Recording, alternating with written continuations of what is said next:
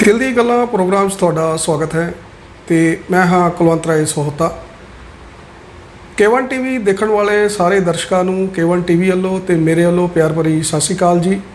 ਸਾਡੇ ਅੱਜ ਦੇ ਪ੍ਰੋਗਰਾਮ ਦੇ ਮਹਿਮਾਨ ਹਨ ਰਾਜਪਾਲ ਸਿੰਘ ਹੁੰਦਲ, ਜਿਨ੍ਹਾਂ ਨੇ ਦੁਨੀਆ ਦੇ ਵਿੱਚ ਆਪਣੇ ਖੇਡ ਦਾ ਲੋਹਾ ਮਨਾਇਆ ਹੈ। ਭਾਰਤ ਸਰਕਾਰ ਨੇ ਇਹਨਾਂ ਨੂੰ 2011 ਵਿੱਚ ਅਰਜੁਨ ਅਵਾਰਡ ਨਾਲ ਸਨਮਾਨਿਤ ਕੀਤਾ ਸੀ। ਰਾਜਪਾਲ ਜੀ ਭਾਰਤ ਹਾਕੀ ਟੀਮ ਦੇ ਕਪਤਾਨ ਵੀ ਰਹਿ ਚੁੱਕੇ ਹਨ ਤੇ ਪੰਜਾਬ ਪੁਲਿਸ ਵਿੱਚ ਸੁਪਰਡੈਂਟ ਪੁਲਿਸ SP ਦੀ ਪੋਸਟ 'ਤੇ ਸਰਵਿਸ ਕਰ ਰਹੇ ਹਨ। ਅੱਜ ਅਸੀਂ ਇਸ ਪ੍ਰੋਗਰਾਮ ਵਿੱਚ ਗੱਲਬਾਤ ਕਰਾਂਗੇ ਇਹਨਾਂ ਦੇ ਸੰਘਰਸ਼ ਦੀ ਤੇ ਇਸ ਮੁਕਾਮ 'ਤੇ ਪੁੱਜਣ ਵਾਸਤੇ ਇਹਨਾਂ ਦੀ ਮਿਹਨਤ ਦੇ ਬਾਰੇ। ਰਾਜਪਾਲ ਜੀ ਤੁਹਾਡਾ ਦਿਲ ਦੇ ਗੱਲਾਂ ਪ੍ਰੋਗਰਾਮ ਸਵਾਗਤ ਹੈ। ਬਹੁਤ ਬਹੁਤ ਸ਼ੁਕਰੀਆ। ਰਾਜਪਾਲ ਜੀ ਪ੍ਰੋਗਰਾਮ ਦਾ ਆਗਾਜ਼ ਕਰਨ ਤੋਂ ਪਹਿਲੇ ਰੀਸੈਂਟਲੀ ਤੁਸੀਂ ਪ੍ਰਮੋਟ ਹੋਏ ਹੋ DSP ਤੋਂ SP। ਤੁਹਾਨੂੰ ਤੇ ਤੁਹਾਡੇ ਪਰਿਵਾਰ ਨੂੰ K1 TV ਨੂੰ ਤੇ ਮੇਰੇ ਨੂੰ ਮੁਬਾਰਕਾਂ। Thank you so much. Rajpal ji ਤੁਸੀਂ ਇਹ ਦੱਸੋ ਕਿ ਤੁਹਾਡਾ ਜਿਹੜਾ ਹਾਕੀ ਦਾ ਸਫ਼ਰ ਇਹ ਕਿਸ ਤਰ੍ਹਾਂ ਸਟਾਰਟ ਹੋਇਆ? ਮੈਂ ਜੰਪਾਂ ਮੈਂ ਚੰਡੀਗੜ੍ਹ ਦਾ ਵਿੱਚ ਖੇਡਦਾ ਹੁੰਦਾ ਸਕੂਲ ਚੌਥੀ। ਅੱਛਾ ਇਹ ਜਿਹੜੀ ਸ਼ੁਰੂਆਤ ਹੋਈ ਉਹ ਮੇਰੇ ਜਿਹੜੇ ਵੱਡੇ ਬ੍ਰਦਰ ਨੇ ਜੀ ਕਦੀ ਇੱਕੋ ਸਕੂਲ ਸੀ ਤੇ ਉੱਥੇ ਖੇਡਦੇ ਜਿਹੜੇ ਤੋਂ 3 ਸਾਲ ਵੱਡੇ ਉਹਨਾਂ ਨੂੰ ਮੇਟ ਕੇ ਮੈਂ ਸਟਾਰਟ ਉਹਨਾਂ ਦਾ ਕੀ ਨਾਮ ਹੈ? ਗੁਰਪ੍ਰੀਤ ਸਿੰਘ। ਅੱਛਾ ਤੇ ਸਕੂਲ ਕਿਹੜਾ ਸੀ ਜੀ ਤੁਹਾਡੇ? ਅਸੀਂ ਸਟਾਰਟ ਕੀਤਾ ਸੀ ਮੋਤੀ ਰਾਮ ਸਕੂਲ ਤੋਂ ਸੈਕਟਰ 27 ਅੱਛਾ ਸਟੱਡੀ ਸਰ। 27 ਤੇ ਉਸ ਤੋਂ ਬਾਅਦ ਅਸੀਂ ਸ਼੍ਰੀ ਗੁਰੂ ਗੋਬਿੰਦ ਸਿੰਘ ਸਕੂਲ 35 ਪੜ੍ਹਦਾ ਜੀ ਕਹਿੰਦੇ ਫਿਰ ਉੱਥੇ ਆ ਗਏ। ਫਿਰ ਉਸ ਤੋਂ ਬਾਅਦ ਮੈਂ ਸ਼ਿਵਾਲਿਕ ਸਕੂਲ ਕਰਿਆ। ਅੱਛਾ ਸ਼ਿਵਾਲਿਕ ਸਕੂਲ ਸ਼ਿਵਾਲਿਕ ਸਕੂਲ में 2 साल पे ਫਿਰ ਕਿਵੇਂ ਤੁਸੀਂ ਪਾਸ ਆ ਗਏ? मैं 11th 12th शिवालिक स्कूल ਤੋਂ ਸ਼ਿਵਾਲਿਕ शिवालिक ਤੋਂ ਫਿਰ ਉਸ ਤੋਂ ਬਾਅਦ ਖਾਲਸਾ ਕਾਲਜ ਅੱਛਾ ਜਿਹੜਾ ਤੁਹਾਡੀ ਕਾਲਜ ਇਹ 1 ਸਾਲ ਉੱਥੇ ਕੀਤੀ। ਉਸ ਤੋਂ ਬਾਅਦ ਮੇਰੀ ਜੌਬ ਲੱਗ ਗਈ। ਫਿਰ ਬਾਕੀ ਸਟੱਡੀ ਜਿਹੜੀ ਮੇਰੀ ਕਾਲਜ ਸੀ। ਤੁਹਾਡੀ ਫੈਮਿਲੀ ਚ ਬ੍ਰਦਰ ਦੇ ਇਲਾਵਾ ਵੀ ਕੋਈ ਖੇਡਦਾ ਸੀ ਜਾਂ ਬ੍ਰਦਰ ਨੂੰ ਵੈਸੇ ਹੀ ਸ਼ੌਂਕ ਸੀ ਜਾਂ ਕੋਈ ਕਿਸ ਤਰ੍ਹਾਂ ਦਾ ਕੋਈ ਹਿਸਟਰੀ ਹੋਣੀ ਪਾਣੀ? ਨਹੀਂ ਮੇਰੇ ਫਾਦਰ ਸਾਹਿਬ ਨੂੰ ਸ਼ੌਂਕ ਬਹੁਤ ਸੀ ਹਾਕੀ ਦਾ।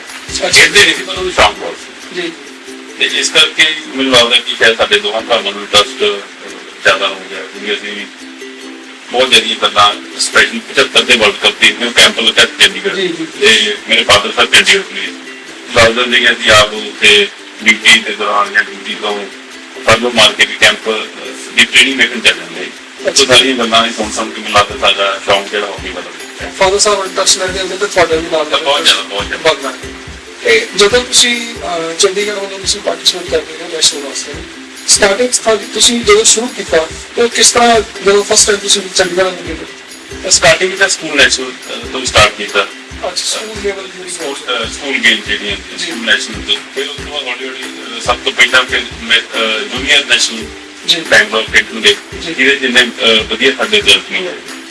ਫਿਰ ਉਸ ਤੋਂ ਬਾਅਦ ਚੰਡੀਗੜ੍ਹ ਜਦੋਂ ਸੀਨੀਅਰ ਨੈਸ਼ਨਲ ਦਾ ਮੌਕਾ ਮਿਲਿਆ ਮੈਨੂੰ ਜਿਹੜੇ ਸਾਡੇ ਕੋਚ ਸੀ NSOD ਜੀ ਉਹਨਾਂ ਨੇ ਮੌਕਾ ਦਿੱਤਾ ਸੀਨੀਅਰ 2000 ਹੋਈ ਸੀ G&K ਜਿਹਨੂੰ ਕਾਫੀ ਵਧੀਆ ਸਾਡਾ ਪਰਫਾਰਮੈਂਸ ਸੀ ਮੇਰਾ ਤੇ ਰਿਜ਼ਲਟ ਵੀ ਕੀਤਾ। ਉੱਥੇ ਕੀ ਤੁਹਾਡੀ ਪੋਜੀਸ਼ਨ ਉੱਥੇ ਪੋਜੀਸ਼ਨ ਤਾਂ ਸਾਡੀ 7 ਸੀ ਪਰ ਸਾਡੀ ਪਰਫਾਰਮੈਂਸ ਬਹੁਤ ਵਧੀਆ ਸੀ ਕਿਉਂਕਿ ਸਟੇਟ ਤਾਂ ਬਹੁਤ ਛੋਟੀ ਸੀ ਪਰ ਪਰਫਾਰਮੈਂਸ ਬਾਕੀ ਸਟੇਟਾਂ ਨਾਲੋਂ ਬਹੁਤ ਚੰਗੀ ਸੀ। ਸੁਰੇਂਦਰ ਸੋਢੀ ਜੀ ਤੁਹਾਡੇ ਮਤਲਬ ਬਚਪਨ ਤੋਂ ਕੋਚ ਹੈ ਜਾਂ ਉਸ ਤੋਂ ਪਹਿਲੇ ਤੁਸੀਂ ਕਿਸੇ ਹੋਰ ਕੋਚ ਦੇ ਪਹਿਲਾਂ ਬਾਜਵਾ ਸਾਹਿਬ ਸੀ ਜਿਨ੍ਹਾਂ ਦੀ ਹੁਣ ਡੈਥ ਹੋ ਗਈ। ਜਸਵੀਰ ਸਿੰਘ ਬਾਜਵਾ ਜੀ ਉਹ ਸਾਡੇ ਕੋਚ ਸੀ। ਫਿਰ ਰੰਧਾਵਾ ਸਾਹਿਬ ਮੇਰੇ ਕੋਚ ਰਹੇ ਨੇ ਸ਼ਿਵਾਲਿਕ ਸਕੂਲ ਤੇ NSOD ਜੀ ਵੀ ਮੇਰੇ ਕੋਚ ਰਹੇ ਨੇ। ਅੱਛਾ ਫਿਰ ਉਸ ਤੋਂ ਬਾਅਦ ਅਸੀਂ ਜੂਨੀਅਰ ਨੈਸ਼ਨਲ 2001 ਚ ਗਏ ਜਦੋਂ ਚੰਡੀਗੜ੍ਹ ਨੇ ਪਹਿਲੀ ਵਾਰੀ ਨੈਸ਼ਨਲ ਜਿੱਤੇ ਸੀ। ਚੰਡੀਗੜ੍ਹ ਨੇ ਪਹਿਲੀ ਵਾਰ ਇਹ ਕਿਹੜੇ ਸਾਲ ਚ? 2001 ਉਦੋਂ NSOD ਸਾਡੇ ਕੋਚ ਸੀ। ਅੱਛਾ ਕੋਚ ਸੀ ਨੈਸ਼ਨਲ ਟੀਮ ਸੀ।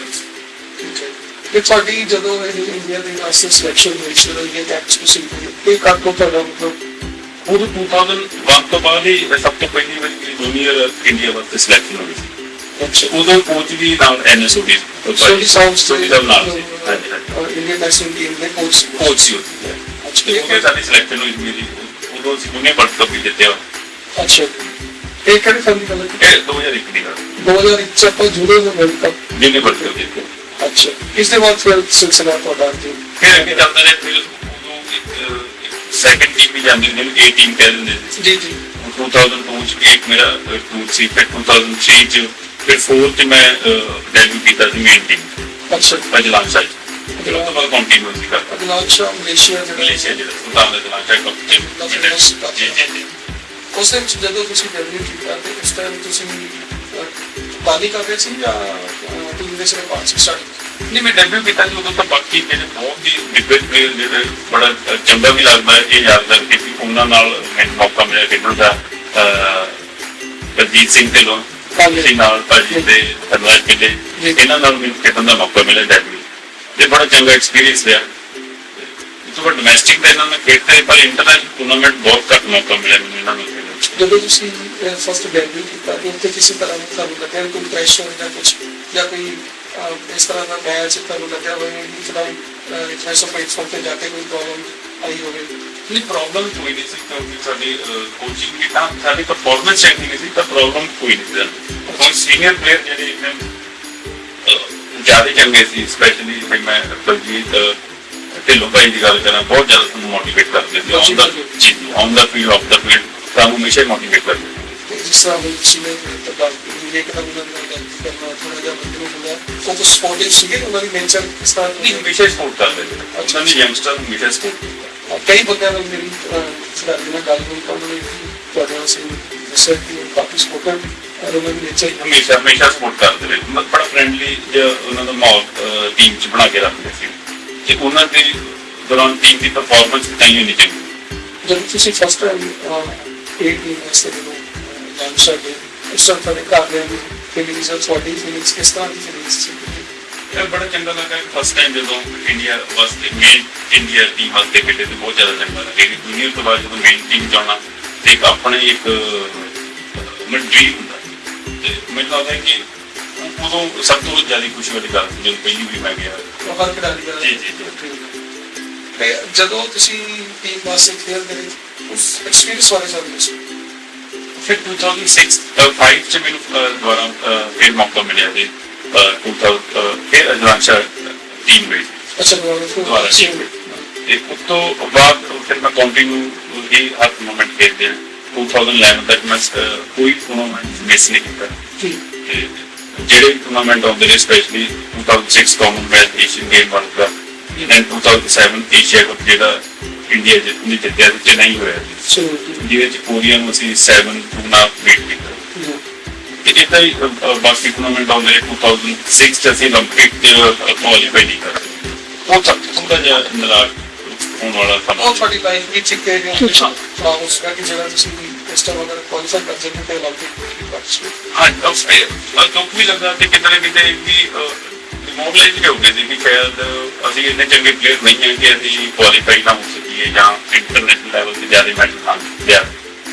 ਪਰ ਹੌਲੀ ਹੌਲੀ ਜਿਹੜੇ ਮੈਨੂੰ ਫੈਡਰੇਸ਼ਨ ਨੇ ਕਾਫੀ ਸਾਥ ਦਿੱਤਾ, ਕੋਚਿੰਗ ਵੀ ਬਹੁਤ ਚੰਗੇ ਨੇ ਤੇ ਬਾਕੀ ਜਿਹੜੇ ਟੀਮਮੇਟਸ ਸੀ ਉਹ ਵੀ ਚੰਗੇ ਸੀ। ਉਸ ਟਾਈਮ ਕੀ ਪਰਫਾਰਮੈਂਸ ਦੇ ਵਿੱਚ ਕੀ ਪ੍ਰੋਬਲਮ ਆਈ ਜਾਂ ਟੀਮਾਂ ਵਾਕਈ ਹੀ ਅੱਛੀਆਂ ਸੀ ਜਾਂ ਸਾਡਾ ਵੀ ਲੱਕ ਫੇਵਰ ਨਹੀਂ ਕੀਤਾ ਉਸ ਕੁਆਲੀਫਾਈ ਰਾਉਂਡ ਦੇ? ਮੈਂ ਲੱਗ ਨਹੀਂ ਕਹੂੰਗਾ, ਇੱਕੋ ਮੈਚ ਸੀ ਜਿਹੜਾ ਫਾਈਨਲ ਇੱਕ ਟੀਮ ਨੇ ਜਾਣਾ ਸੀ, ਬਾਕੀ ਦਾ ਪੂਰੇ ਮੈਚਸ ਸਾਰੇ ਚੰਗੇ ਖੇਡਦੇ ਰਹੇ। ਜਿਹੜੇ ਫਾਈਨਲ ਮੈਚ ਸੀ ਇੰਗਲੈਂਡ ਤੇ ਇੰਡੀਆ ਚ ਇੱਕ ਨੇ ਕੁਆਲੀਫਾਈ ਕਰਨਾ ਜੀ ਤੇ ਅਸੀਂ ਉਹ ਜਿਹੜਾ ਮੈਚ 2-0 ਤੋਂ ਹਾਰੇ ਸੀ।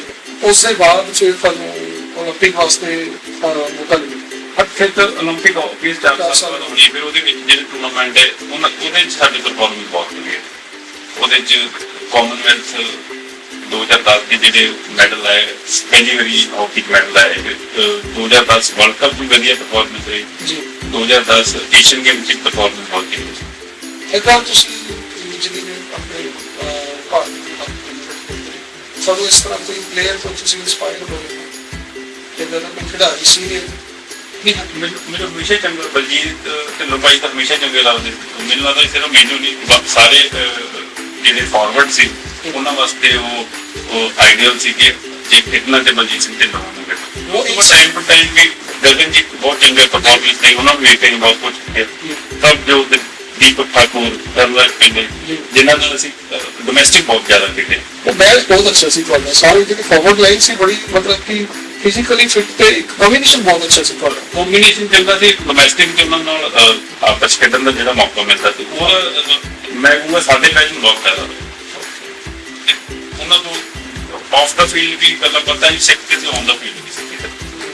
ਫਿਰ ਜਦੋਂ ਤੁਹਾਨੂੰ ਦੇਸ਼ ਨੂੰ ਅਰਜੁਨ ਅਵਾਰਡ ਨਾਲ ਸਨਮਾਨਿਤ ਕੀਤਾ ਉਸ ਟਾਈਮ ਤੁਹਾਡੀ ਕੀ ਫੀਲਿੰਗ ਸੀ, ਤੁਹਾਡੇ ਪਰਿਵਾਰ ਦੀ ਕੀ ਫੀਲਿੰਗ ਸੀ?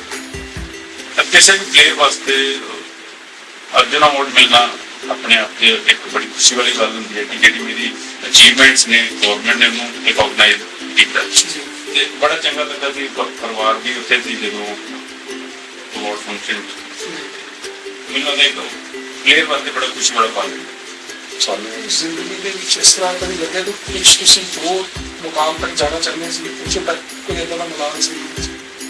ਇੱਕ ਚੀਜ਼ ਹੈ ਕਿ ਮੈਂ ਕਦੀ 올림픽 ਪਾਰਟਿਸਿਪੇਟ ਨਹੀਂ ਕਰ ਸਕਦਾ ਐਜ਼ ਅ ਪਲੇਅਰ। ਫਿਊਚਰ 'ਚ ਮੈਂ ਐਜ਼ ਕਿਸੇ ਹੋਰ ਕੋਚ ਐਜ਼ ਅ ਮੈਨੇਜਰ ਮੈਂ ਚੱਲ ਜਾ 올림픽 'ਚ ਗੱਲ ਵੱਖਰੀ ਹੈ, ਪਰ ਐਜ਼ ਅ ਪਲੇਅਰ ਮੈਂ ਨਹੀਂ ਪਾਰਟਿਸਿਪੇਟ। ਹਾਂ, ਉਹ ਚੀਜ਼ ਦਾ ਦੁੱਖ ਨਹੀਂ ਪਾਉਂਦਾ, ਕਿਤੇ ਨਾ ਕਿਤੇ ਤਾਂ ਅਸੀਂ ਜੇ ਕੁਆਲੀਫਾਈ ਕਰਦੇ ਸ਼ਾਇਦ ਉਹ ਹੋ ਜਾਂਦੇ। ਹਾਂ, ਉਸ ਟਾਈਮ ਅਗਰ ਉਹ ਚੀਜ਼ ਮੈਂ ਕਦੀ ਹਾਂ ਅਚੀਵ ਨਹੀਂ ਕਰ ਸਕਦਾ। ਜੀ ਰਾਜਪਾਲ ਜੀ, ਜਿਸ ਲੈਵਲ ਤੇ ਤੁਸੀਂ ਹਾਕੀ ਖੇਡ ਰਹੇ ਹੋ ਉਸ ਲੈਵਲ ਵਾਸਤੇ ਤਾਂ ਫਿਟਨੈਸ ਦਾ ਬੜਾ ਧਿਆਨ ਰੱਖਣਾ ਪੈਂਦਾ। ਤੇ ਤੁਸੀਂ ਕੋਈ ਪਰਸਨਲ ਵੀ ਕੋਈ ਟ੍ਰੇਨਿੰਗ ਕਿਸੇ ਤੋਂ ਲੈ ਰਹੇ ਸੀ ਫਿਜ਼ੀਕਲੀ, ਜਾਂ ਕਿਸ ਤਰ੍ਹਾਂ ਦੀ ਮੈਨੇਜ ਕਰਦੇ? ਮਾਡਰਨ ਹਾਕੀ 'ਚ ਫਿਟਨੈਸ ਬੜੀ ਇੰਪੋਰਟੈਂਟ ਹੈ, ਬਹੁਤ ਜ਼ਿਆਦਾ ਇੰਪੋਰਟੈਂਟ ਹੈ। ਜਿਸ ਤਰੀਕੇ ਦੇ ਸਟ੍ਰੈਟਜੀ ਚੱਲ ਰਹੀ ਹੈ, ਪਲੈਨਿੰਗ ਚੱਲਦੀਆਂ ਨੇ, ਬੜੀ ਫਾਸਟ ਹੋ ਗਈ ਹਾਕੀ। ਤੇ ਮੈਂ ਜਦੋਂ ਸਟਾਰਟਿੰਗ 'ਚ ਇੱਕ ਅੱਧਾ ਜਦੋਂ ਇੱਕ ਕੈਂਪ ਲਾਇਆ ਸੀ ਉਦੋਂ ਮੈਂ ਨਾ ਫਿੱਟ ਨਹੀਂ, ਤੇ ਫਿਰ ਮੈਨੂੰ ਪਤਾ ਲੱਗਾ ਕਿ ਪੰਜਾਬ ਯੂਨੀਵਰਸਿਟੀ ਦੇ ਵਿੱਚ ਡਾਕਟਰ ਗੁਰਮੀਤ ਸਿੰਘ ਨੇ ਜਿਹਨਾਂ ਨੂੰ ਛੋਟਾ ਐਨਡੀਪੀ ਕਹਿੰਦੇ ਨੇ, ਤੇ ਫਿਰ ਮੈਂ ਉਹਨਾਂ ਕੋਲ ਫਸਟ ਟਾਈਮ ਗਿਆ ਸੀ। ਤੇ ਉਹਨਾਂ ਅੱਜ 20 ਸਾਲ ਹੋ ਗਏ ਉਹਨਾਂ ਦੇ ਅੰਡਰ ਮੈਂ ਟ੍ਰੇਨਿੰਗ ਕਰਦਾ ਸੀ। ਜੋ ਫਿਟਨੈਸ ਹੈ ਮੇਰੀ, ਜੋ ਫਿਰ ਉਹਨਾਂ ਨੇ ਜਿਹੜੇ ਗਰਾਊਂਡ ਟਰੈਕ ਐਂਡ ਫੀਲਡ 'ਚ ਮੇਰਾ ਫਿਟਨੈਸ ਕਰਤੀ ਐਥਲੀਟਸ ਨਾਲ ਹੀ, ਜਿਹੜੇ 400 ਮੀਟਰ 200 ਮੀਟਰ 800 ਮੀਟਰ ਇਹਨਾਂ ਦੇ ਨਾਲ ਹੀ ਮੈਂ ਟ੍ਰੇਨਿੰਗ ਕਰਦਾ ਰਿਹਾ ਐਥਲੀਟ ਨਾਲ। ਤੇ ਫਿਰ ਉਹ ਟ੍ਰੇਨਿੰਗ ਨਾਲ ਹੀ ਮੇਰੀ ਫਿਟਨੈਸ ਜਿਹੜੀ ਬਹੁਤ ਜ਼ਿਆਦਾ ਹੋਈ। ਤੇ ਫਿਰ ਜਦੋਂ ਕੈਂਪ 'ਚ ਜਾਈਦਾ ਤੇ ਫਿਰ ਮੇਰੀ ਫਿਟਨੈਸ ਲੈਵਲ ਸੀ ਉਹ ਮੈਨੂੰ ਕਦੀ ਪ੍ਰੋਬਲਮ ਨਹੀਂ ਹੋਈ। ਰਾਜਪਾਲ ਜੀ, ਹਾਕੀ ਦੇ ਅਸਲ ਤੱਕ ਬਾਰੇ ਸਾਨੂੰ ਦੱਸੋ, ਖਿਡਾਰੀਆਂ ਨੂੰ ਗ੍ਰਾਸ ਤੇ ਟਰਫ ਵਿੱਚ ਕਿੰਨਾ ਫਰਕ ਹੈ? ਗ੍ਰਾਸ ਤੇ ਟਰਫ ਤੇ ਕਾਫੀ ਫਰਕ ਹੈ, ਆਪਣੇ ਸਕਿੱਲ ਦਾ ਵੀ ਫਰਕ ਹੈ, ਫੰਡਾਮੈਂਟਲ ਦਾ ਫਰਕ। ਤੇ ਜਿਸ ਤਰ੍ਹਾਂ ਪੋਲੈਂਡ ਦੇ ਵਿੱਚ ਕਾਫੀ ਟਰਫਸ ਸੁਣਨੇ ਚ ਆਇਆ ਕਿ ਇੱਥੇ ਤਾਂ ਬੜੀ ਦੇਰ ਤੋਂ ਕਾਫੀ ਸਾਲਾਂ ਤੋਂ ਪਹਿਲੇ ਕਾਫੀ ਟਰਫ ਸੀ, ਪਰ ਇੰਡੀਆ ਵਿੱਚ ਟਰਫਸ ਦੀ ਜਿਹੜੀ ਹੈਗੀ ਪ੍ਰੋਪਰ ਬੱਚਿਆਂ ਨੂੰ ਮਿਲ ਜਾਂਦੇ ਤਾਂ ਹਰ ਸਟੇਟ ਵਿੱਚ? ਤੇ ਇੰਡੀਆ ਦੇ ਵਿੱਚ ਪੰਜਾਬ ਵੀ ਇੱਕ ਸਟੇਟ ਹੈ ਜਿਹਦੇ ਕੋਲ ਆਪਣੇ ਐਸਟਰੋਟਰਫ ਨੇ, ਔਰ ਸਭ ਤੋਂ ਜ਼ਿਆਦਾ ਐਸਟਰੋਟਰਫ ਖੇਡਦੇ ਨੇ ਪੰਜਾਬ 'ਚ। ਠੀਕ ਹੈ। ਤੇ ਇਸ ਕਰਕੇ ਪੰਜਾਬ ਦੇ ਸਭ ਤੋਂ ਜ਼ਿਆਦਾ ਜਿਹੜੇ ਪਲੇਅਰ ਨੇ ਖੇਡਦੇ ਨੇ ਇੰਡੀਆ ਟੀਮ ਦੇ, ਘੱਟੋ ਘੱਟ 8-9 ਪਲੇਅਰ ਤਾਂ ਹਮੇਸ਼ਾ ਟੀਮ 'ਚ ਰਹਿੰਦੇ ਨੇ ਆਪਣੇ ਪੰਜਾਬ ਵਿੱਚ। ਜਦੋਂ ਤੱਕ ਇਨਫਰਾਸਟ੍ਰਕਚਰ ਨਹੀਂ ਹੋਊਗਾ ਤੇ ਪਲੇਅਰ ਨੂੰ ਪ੍ਰੈਕਟਿਸ ਦਾ ਮੌਕਾ ਨਹੀਂ ਮਿਲਦਾ। ਇਵਨ ਸਾਡੀ ਹਾਕੀ ਦੀ ਸ਼ੁਰੂਆਤ ਵੀ ਇਨਫਰਾਸਟ੍ਰਕਚਰ ਕਰਕੇ ਹੋਈ ਸੀ। ਮੇਰੇ ਫਾਦਰ ਸਾਹਿਬ ਪਹਿਲੀ ਵਾਰੀ ਲੈ ਗਏ ਸੈਕਟਰ 42 ਜਾਂ ਤਾਂ ਗਰਾਊਂਡ ਦਿਖਾਉਂਦੇ ਜਿੱਥੇ ਐਸਟਰੋਟਰਫ ਜਿਹਦੇ ਉੱਤੇ ਪਾਣੀ ਪਾ ਕੇ ਫਿਰ ਖੇਡੀ, ਤੇ ਉਹ ਚੀਜ਼ ਸਾਡੇ ਵਾਸਤੇ ਬੜੀ ਨਵੀਂ ਸੀ ਤੇ ਅਸੀਂ ਇਹਦੇ ਅਟਰੈਕਟ ਕਰਕੇ ਹਾਕੀ ਸਟਾਰਟ ਕਰਦੇ। ਤੇ ਮੈਨੂੰ ਲੱਗਦਾ ਇਨਫਰਾਸਟ੍ਰਕਚਰ ਪਹਿਲਾਂ ਬਹੁਤ ਜ਼ਰੂਰੀ ਹੈ, ਤੇ ਪੰਜਾਬ ਦੇ ਵਿੱਚ ਇਨਫਰਾਸਟ੍ਰਕਚਰ ਦੀ ਕੋਈ ਕਮੀ ਨਹੀਂ। ਤੇ ਆਪਣੇ ਦੇਸ਼ ਵਿੱਚ ਕੁਝ ਹਾਕੀ ਵਾਸਤੇ ਜਾਂ ਕੋਈ ਨਵੀਆਂ ਟ੍ਰੇਨਿੰਗਸ ਜਾਂ ਟਰਫਸ ਹੋ ਗਏ ਜਾਂ ਨਵੇਂ ਕੋਚਿਸ ਜਾਂ ਨਵੀਂ ਕੋਈ ਪਾਲਿਸੀ ਹਾਕੀ ਵਾਸਤੇ ਸਪੈਸ਼ਲੀ ਕੁਝ ਇਸ ਤਰ੍ਹਾਂ ਦਾ ਚੱਲ ਰਿਹਾ ਹੈ? ਸੈਂਟਰ ਗਵਰਨਮੈਂਟ ਦੀ ਜਿਹੜੀ ਨਵੀਂ ਪਾਲਿਸੀ ਆਈ ਹੈ ਬਹੁਤ ਐਪਰੀਸ਼ੀਏਬਲ ਹੈ। ਜਿਹੜੀ ਹੁਣ ਟੋਟਲ 1000 ਡਿਸਟ੍ਰਿਕਟ ਦੇ ਵਿੱਚ ਉਹਨਾਂ ਨੇ ਵੱਖਰੀ ਸਪੋਰਟਸ ਗੇਮ ਦੀਆਂ ਅਕੈਡਮੀ ਉਹਨਾਂ ਦਾ ਇੱਕ ਉਪਰਾਲਾ ਕੀਤਾ, ਤੇ ਜਿਹਦੇ ਵਿੱਚ ਇੰਟਰਨੈਸ਼ਨਲ ਪਲੇਅਰ ਨੈਸ਼ਨਲ ਪਲੇਅਰ ਜਿਹੜਾ ਆਟੋਮੈਟਿਕਲੀ ਅਪਲਾਈ ਕਰਨਗੇ ਤੇ ਕੋਚ ਲੱਗ ਸਕਦੇ ਨੇ। ਤੇ ਉਹਨਾਂ ਵਾਸਤੇ ਕਿਸੇ ਡਿਪਲੋਮੇ ਦੀ ਲੋੜ ਨਹੀਂ, ਕੋਈ ਕੋਰਸ ਦੀ ਲੋੜ ਨਹੀਂ। ਤੇ ਮੈਨੂੰ ਲੱਗਦਾ ਕਿ ਟੋਟਲ ਜਿਹੜੇ ਸਾਡੇ ਡਿਸਟ੍ਰਿਕਟ ਨੇ 740 ਨੇ ਇੰਡੀਆ, ਤੇ ਮੈਨੂੰ ਲੱਗਦਾ ਕਿ 1.23 ਦੀ ਐਵਰੇਜ ਆਊਗੀ ਪਰ ਡਿਸਟ੍ਰਿਕਟ ਜਿਹੜੀ ਵੀ। ਤੇ ਮੈਨੂੰ ਲੱਗਦਾ ਬਹੁਤ ਜ਼ਿਆਦਾ ਚੰਗੀ ਗੱਲ ਹੈ, ਤੇ ਇਹਦੇ ਚ ਆਉਣ ਵਾਲੇ ਟਾਈਮ 'ਚ ਬਹੁਤ ਜ਼ਿਆਦਾ ਜਿਹੜੇ ਰਿਜ਼ਲਟ ਨੇ ਸਾਡੇ ਚੰਗੇ ਨੇ। ਤੇ ਪਹਿਲੇ ਦੀ ਹਾਕੀ ਤੇ ਹੁਣ ਦੀ ਹਾਕੀ ਚ ਕਿੰਨਾ ਫਰਕ ਹੈ? ਕਿਉਂਕਿ ਜਿਹੜਾ ਸਾਡਾ ਹਾਕੀ ਦਾ ਗ੍ਰਾਫ ਹੈ ਦਿਨ ਪਰ ਦਿਨ ਥੱਲੇ ਆਉਂਦਾ ਜਾ ਰਿਹਾ ਹੈ, ਇਸ ਦੇ ਵਿੱਚ ਸਾਨੂੰ ਕਿਸ ਚੀਜ਼ ਦਾ ਧਿਆਨ ਰੱਖਣਾ ਪਏਗਾ ਆਉਣ ਵਾਲੇ ਟਾਈਮ 'ਚ? ਜਿਹੜੇ ਨਵੇਂ ਬੱਚੇ ਹੈ ਸਾਡੇ ਵਿੱਚ ਅਸੀਂ ਕਿਸ ਤਰ੍ਹਾਂ ਕਾਮਯਾਬ ਹੋ ਸਕਦੇ? ਕੋਈ ਮੈਸੇਜ ਇਸ ਤਰ੍ਹਾਂ ਦਾ ਕੋਈ ਤੁਹਾਡਾ ਸੁਝਾਅ ਹੋਵੇ? ਮੈਂ ਤਾਂ ਇਹ ਕਹਿੰਦਾ ਕਿ ਜ਼ਿਆਦਾ ਰੂਲ ਚੇਂਜ ਨਹੀਂ ਕਰਨੇ ਚਾਹੀਦੇ। ਸਪੈਕਟੇਟਰਸ ਜਿਹੜੇ ਨੇ ਉਹ ਕਨਫਿਊਜ਼ ਹੋ ਜਾਂਦੇ ਕਿ ਹਰ 6 ਮਹੀਨੇ ਬਾਅਦ ਤੁਸੀਂ ਰੂਲ ਚੇਂਜ ਕਰ ਦਿੰਦੇ ਹੋ, ਕਿ ਜਿਹੜਾ ਵੀ ਦੇਖਣ ਵਾਲਾ ਉਹਨੂੰ ਸਮਝ ਆਉਣ ਲੱਗਦਾ ਰੂਲ ਤੁਸੀਂ ਚੇਂਜ ਕਰ ਦਿੰਦੇ ਹੋ। ਇਹਦਾ ਬੈਸਟ ਐਗਜ਼ਾਮਪਲ ਫੁੱਟਬਾਲ ਆ। ਫੁੱਟਬਾਲ ਦੇ ਵਿੱਚ ਹਾਰਡਲੀ ਕੋਈ ਇੱਕ ਅੱਧਾ ਰੂਲ ਚੇਂਜ ਹੋਇਆ ਜਦੋਂ ਦੀ ਫੁੱਟਬਾਲ ਖੇਡੀ ਜਾਂਦੀ ਹੈ, ਤਾਂ ਕਰਕੇ ਉਹਨਾਂ ਦੇ ਜਿੰਨੇ ਵੀ ਫਾਰਵਰਡ ਨੇ ਸਪੈਕਟੇਟਰ ਨੇ ਅੱਜ ਵੀ ਉਨੇ ਨੇ ਜਿੰਨੇ ਪਹਿਲਾਂ ਸੀ, ਉਹ ਤੋਂ ਵਧੇ ਹੋਣੇ ਘਟੇ। ਪਰ ਹਾਕੀ ਦੇ ਵਿੱਚ ਡਾਊਨਫਾਲ ਇਸੇ ਕਰਕੇ ਹੈ ਜੀ ਕਿ ਭਾਵੇਂ ਇੰਡੀਆ ਦੇ ਵਿੱਚ ਹੈ, ਭਾਵੇਂ ਯੂਰਪ ਜਾਂ ਆਸਟ੍ਰੇਲੀਆ ਜਾਂ ਅਮਰੀਕਨ ਜਿੱਥੇ ਵੀ ਹਾਕੀ ਖੇਡੀ ਜਾਂਦੀ ਹੈ, ਜੀ ਜਿਹੜਾ ਡਾਊਨਫਾਲ ਹਾਕੀ ਦਾ ਇਹ ਕਿਤੇ ਨਾ ਕਿਤੇ ਫੈਡਰੇਸ਼ਨ ਦੀਆਂ ਕਮੀਆਂ ਨੇ ਕਿ ਇਹ ਕਿਤੇ ਨਾ ਕਿਤੇ ਪਲੇਅਰ ਨੂੰ ਨਾਲ ਲੈ ਕੇ ਇੱਕ ਵਧੀਆ ਟੀਮ ਹੋਣੀ ਚਾਹੀਦੀ, ਜਿਹੜੇ ਚੇਂਜਸ ਲਿਆਉਣੇ ਨੇ ਉਹਨਾਂ ਦਾ ਰਿਜ਼ਲਟ ਕੀ ਆਉਂਦਾ ਤਾਂ ਉੱਤੇ ਹਮੇਸ਼ਾ ਚਰਚਾ ਹੁੰਦੀ ਹੈ। ਤੁਹਾਨੂੰ ਲੱਗਦਾ ਆਉਣ ਵਾਲੇ ਟਾਈਮ 'ਚ ਜਿਹੜੀ ਸਾਡੀ ਹਾਕੀ ਹੈ ਇਹ ਇੰਪਰੂਵ ਕਰ ਰਹੀ ਹੈ, ਅੱਗੇ ਕੁਝ ਸਾਨੂੰ ਉਮੀਦ ਹੈ ਇਸ ਤੋਂ ਕੀ ਕਰ ਸਕਦੀ ਹੈ? ਮੈਂ ਵੈਸੇ ਇਸ ਸਵਾਲ ਦਾ ਤੇ ਇਹੀ ਜਵਾਬ ਦੇਣਾ ਕਿ ਅੱਜ ਤੋਂ 10 ਸਾਲ ਬਾਅਦ ਵੀ ਇਹੀ ਸਵਾਲ ਹੋਊਗਾ ਕਿ ਤੁਹਾਨੂੰ ਲੱਗ ਰਿਹਾ ਕਿ ਸਾਡੀ ਹਾਕੀ ਇੰਪਰੂਵ ਕਰ ਰਹੀ ਹੈ। ਇਹ ਤੋਂ ਨੈਕਸਟ ਕੁਐਸਚਨ ਵੀ ਹੋਣਾ ਨਹੀਂ ਚਾਹੀਦਾ। ਗ੍ਰਾਸ ਲੈਵਲ ਤੇ ਗ੍ਰਾਸ ਤੇ ਸਾਡੇ ਮੈਂ ਬਹੁਤ ਜ਼ਿਆਦਾ ਜਗ੍ਹਾ ਖੇਡਦੇ ਨੇ, ਪਰ ਇੱਥੇ ਵੀ ਫੈਡਰੇਸ਼ਨ ਨੂੰ ਦੇਖਣਾ ਚਾਹੀਦਾ ਕਿ ਅਸੀਂ ਡੋਮੈਸਟਿਕ ਦੇ ਲੈਵਲ ਨੂੰ ਕਿੰਨਾ ਕੁ ਚੰਗਾ ਕਰ ਸਕਦੇ ਨਹੀਂ, ਹਾਂ। ਤੇ ਸਭ ਤੋਂ ਪਹਿਲੇ ਕੋਈ ਸਮੇਂ ਡੋਮੈਸਟਿਕ ਲੈਵਲ ਥੱਲੇ ਆ। ਜਿਹੜੀ ਆਪਣੇ ਇੰਡੀਆ ਦੀ ਫੀਲਡ FIH ਹੈ ਔਰ ਅਮਰੀਕਨ ਪੱਤਰ ਤੇ ਉਹਨਾਂ ਨੇ ਕੋਈ ਪੋਲਿਸੀਜ਼ ਤਾਂ ਲੈਂਦੀਆਂ ਹੋਣੀਆਂ ਨਾ, ਉਹਨੂੰ ਚੇਂਜਸ ਤਾਂ ਜਦੋਂ ਐਸੋਸੀਏਸ਼ਨ ਆ ਚੇਂਜ ਹੁੰਦੀ ਹੈ ਉਸ ਤੋਂ ਉਸ ਚੇਂਜਸ ਆਉਂਦੀ ਹੈ। ਦੇਖੋ ਮੈਂ ਤਾਂ ਇਹ ਸਮਝਦਾ ਕਿ ਪਹਿਲੀ ਚੀਜ਼ ਤਾਂ ਕਿਸੇ ਵੀ ਕੰਟਰੀ ਦੀ ਫੈਡਰੇਸ਼ਨ ਵਾਸਤੇ ਜਾਂ ਐਸੋਸੀਏਸ਼ਨ ਵਾਸਤੇ ਹੋਣੀ ਚਾਹੀਦੀ ਹੈ ਕਿ ਡੋਮੈਸਟਿਕ ਜਿਹੜੀ ਸਪੋਰਟਸ ਉਹਨੂੰ ਚੰਗਾ ਕੀਤਾ ਜਾਵੇ। ਤੇ ਜੇ ਹਾਕੀ ਦੀ ਗੱਲ ਕਰੇ ਤਾਂ ਉਹਨੂੰ ਸਭ ਤੋਂ ਪਹਿਲਾਂ ਟਾਰਗੇਟ ਉਹਦਾ ਇਹ ਹੋਣਾ ਚਾਹੀਦਾ ਕਿ ਡੋਮੈਸਟਿਕ ਜਿਹੜਾ ਸਰਕਲ ਉਹਨੂੰ ਕਿੰਨਾ ਸਟਰੋਂਗ ਕੀਤਾ ਜਾਵੇ। ਉਹਦੇ ਚ ਲੀਗ ਹੋਣੀ ਚਾਹੀਦੀ ਹੈ ਡੋਮੈਸਟਿਕ ਜਿਹਦੇ ਫਾਈਨੈਂਸ਼ੀਅਲੀ ਸਪੋਰਟ ਮਿਲ ਕੇ ਉਹਦੇ ਜਿਹੜੇ ਡਿਪਾਰਟਮੈਂਟ ਦੇ ਵਰਤੋਂ ਟੂਰਨਾਮੈਂਟ ਹੋਣੇ ਚਾਹੀਦੇ ਕਿਉਂਕਿ ਇੰਨਾ ਈਜ਼ੀ ਹੋਣਾ ਚਾਹੀਦਾ ਉਹ ਟੂਰਨਾਮੈਂਟ ਨੂੰ ਕਰਾਉਣਾ ਤੇ ਟੂਰਨਾਮੈਂਟ 'ਚ ਪਾਰਟਿਸਿਪੇਟ ਕਰਨਾ ਕਿ ਪਲੇਅਰ ਨੂੰ ਕੋਈ ਤਕਲੀਫ ਨਾ ਹੋਵੇ। ਇਹ ਮਤਲਬ ਕਿ ਲੀਗਸ ਵਗੈਰਾ ਹਾਕੀ ਦੀਆਂ ਜਾਂ ਕੋਈ ਸਟੇਟ ਲੈਵਲ ਤੇ ਇਹ ਹੁਣ ਚੱਲਦਾ ਹੈ ਹੁਣ? ਨਹੀਂ ਲੀਗ ਤਾਂ ਕੋਈ ਨਹੀਂ ਚੱਲਦੀ। ਅੱਛਾ ਜਿਹੜੀ ਯੂਰਪੀਅਨ ਹਾਕੀ ਹੈ ਇਸ ਕਰਕੇ ਅੱਜ ਵੀ ਸਰਵਾਈਵ ਕਰ ਰਹੀ ਹੈ। ਅੱਜ ਜਿਹੜੀ ਟੌਪ 3 ਟੀਮਸ ਉਹਨਾਂ ਦੀ ਹਾਂਜੀ ਉਹ ਤਾਂ ਲੀਗ ਜਿਹੜੀ ਹੈ ਕੰਟੀਨਿਊ ਚੱਲਦੀ। ਉਹਨਾਂ ਦੇ ਕਲੱਬ ਕਲਚਰ ਬਹੁਤ ਜ਼ਿਆਦਾ ਸਟਰੋਂਗ ਹੈ। ਉਹਨਾਂ ਦੇ 100 ਸਾਲ ਪੁਰਾਣੇ ਕਲੱਬ ਤੇ ਆਪਣੇ ਜਿਹੜੀ ਨੈਸ਼ਨਲ ਵਗੈਰਾ ਬੱਚਿਆਂ ਦੀ ਅੰਡਰ 12 ਅੰਡਰ 16 ਇਹ ਕੰਟੀਨਿਊ ਅਸੀਂ ਡੇਟ ਵਿੱਚ ਚੱਲਦਾ ਪਿਆ ਸਪੋਰਟਸ ਤੇ ਮੇਬੀ ਕੋਵਿਡ ਕਰਕੇ ਨਹੀਂ ਹੋਇਆ, ਅਦਰਵਾਈਜ਼ ਨੈਸ਼ਨਲ ਤਾਂ ਚੱਲਦਾ। ਇੱਕ ਸਪੋਰਟ ਇੱਕ ਇਦਾਂ ਦਾ ਇੱਕ ਟੂਰਨਾਮੈਂਟ ਕਰਵਾ ਦਿੰਦੇ ਆ ਜਿਹਦੇ ਚ ਅਸੀਂ ਕਹਿ ਨਹੀਂ ਸਕਦੇ ਕਿ ਉਹਦੇ ਤੋਂ ਜਿਹੜੀ ਸਿਲੈਕਸ਼ਨ ਅਸੀਂ ਜਿਹੜੇ ਚੰਗੇ ਪਲੇਅਰਾਂ ਦੀ ਹੋ ਸਕਦੀ। ਇੱਕ ਅੱਧਾ ਪਲੇਅਰ ਹੋ ਵੀ ਸਕਦਾ ਕਿ ਕਿਸੇ ਦਾ ਆਫ ਟੂਰਨਾਮੈਂਟ ਵੀ ਆਉਂਦਾ, ਆਫ ਕਲਰ ਵੀ ਹੋ ਜਾਂਦਾ ਉਹਦੇ ਵਿੱਚ। ਤੇ ਵਕਤ ਦਾ ਟੂਰਨਾਮੈਂਟ ਹੋਣੇ ਚਾਹੀਦੇ ਜਿੱਥੇ ਚੰਗੀ ਸਿਲੈਕਸ਼ਨ ਹੋ ਸਕਦੀ। ਪੰਜਾਬ ਵਿੱਚ ਜਿਸ ਤਰ੍ਹਾਂ ਪਹਿਲੇ ਕਾਫੀ ਟੂਰਨਾਮੈਂਟ ਲੱਗਦੇ ਨੇ ਹੁੰਦੇ ਸੀ, ਅੱਜ ਦੀ ਡੇਟ ਵਿੱਚ ਟੂਰਨਾਮੈਂਟ ਬੜੇ ਘੱਟ ਗਏ। ਇਸ ਦਾ ਕੀ ਕਾਰਨ ਹੈ? ਮੈਨੂੰ ਲੱਗਦਾ ਕਿ ਕਾਰਪੋਰੇਟ ਸੈਕਟਰ ਨੂੰ ਪਾਰਟਿਸਿਪੇਟ ਕਰਨਾ ਚਾਹੀਦਾ ਵੱਧ ਤੋਂ ਵੱਧ ਸਪੋਰਟਸ ਦੇ ਵਿੱਚ, ਜਿਹਨੇ ਵੱਧ ਤੋਂ ਵੱਧ ਸਪਾਂਸਰਸ਼ਿਪ ਕਿਸੇ ਵੀ ਸਪੋਰਟਸ 'ਚ। ਕਿਉਂਕਿ ਜਿਹੜੇ ਕਾਰਪੋਰੇਟ ਸੈਕਟਰ ਉਹ ਵੀ ਦੂਸਰੀ ਸਪੋਰਟਸ ਬਹੁਤ ਜ਼ਿਆਦਾ ਚੰਗਾ ਕਰਨ ਲੱਗ ਗਏ ਨੇ, ਉਹ ਮੈਨੂੰ ਲੱਗਦਾ ਕਰਨਾ ਵੀ ਚਾਹੀਦਾ। ਜਿਵੇਂ ਬੈਡਮਿੰਟਨ ਬਹੁਤ ਜ਼ਿਆਦਾ ਚੰਗਾ ਕਰ ਰਹੀ ਹੈ, ਟੈਨਿਸ ਬਹੁਤ ਅੱਛਾ ਕਰ ਰਹੀ ਹੈ, ਇਵਨ ਕਬੱਡੀ ਜਿਹੜੀ ਨੈਸ਼ਨਲ ਸੈਲ ਉਹ ਬਹੁਤ ਚੰਗਾ ਕਰ ਰਹੀ ਹੈ।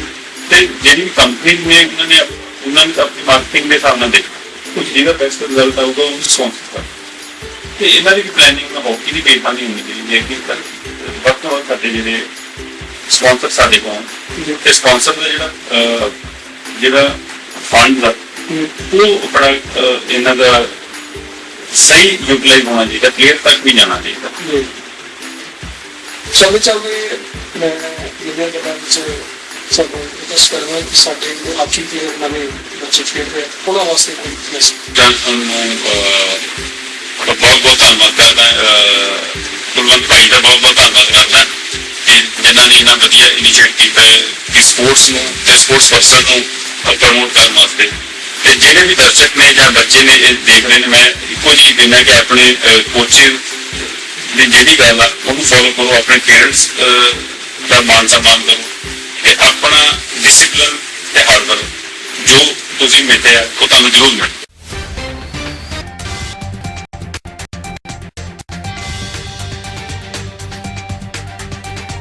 K1 TV ਦੇਖਣ ਵਾਲੇ ਸਾਰੇ ਦਰਸ਼ਕਾਂ ਦਾ ਸਵਾਗਤ ਹੈ ਤੇ ਤੁਸੀਂ ਦੇਖ ਰਹੇ ਹੋ K1 TV ਦਾ ਸਪੈਸ਼ਲ ਪ੍ਰੋਗਰਾਮ ਦਿਲ ਦੀਆਂ ਗੱਲਾਂ। ਦੋਸਤੋ, ਦਿਲ ਦੀਆਂ ਗੱਲਾਂ ਪ੍ਰੋਗਰਾਮ ਖਿਡਾਰੀਆਂ ਦੇ ਜੀਵਨ ਤੇ ਆਧਾਰਿਤ ਹੈ, ਜਿਸ ਵਿੱਚ ਅਸੀਂ ਗੱਲਬਾਤ ਕਰਦੇ ਹਾਂ ਖਿਡਾਰੀਆਂ ਦੇ ਸਿਰਾਂ ਤੇ ਉਹਨਾਂ ਦੀ ਕੀਤੀ ਗਈ ਮਿਹਨਤ ਦੇ ਬਾਰੇ। ਤੇ ਸਾਰੇ ਸ਼ੇਅਰ ਤੇ ਸਬਸਕ੍ਰਾਈਬ ਕਰੋ।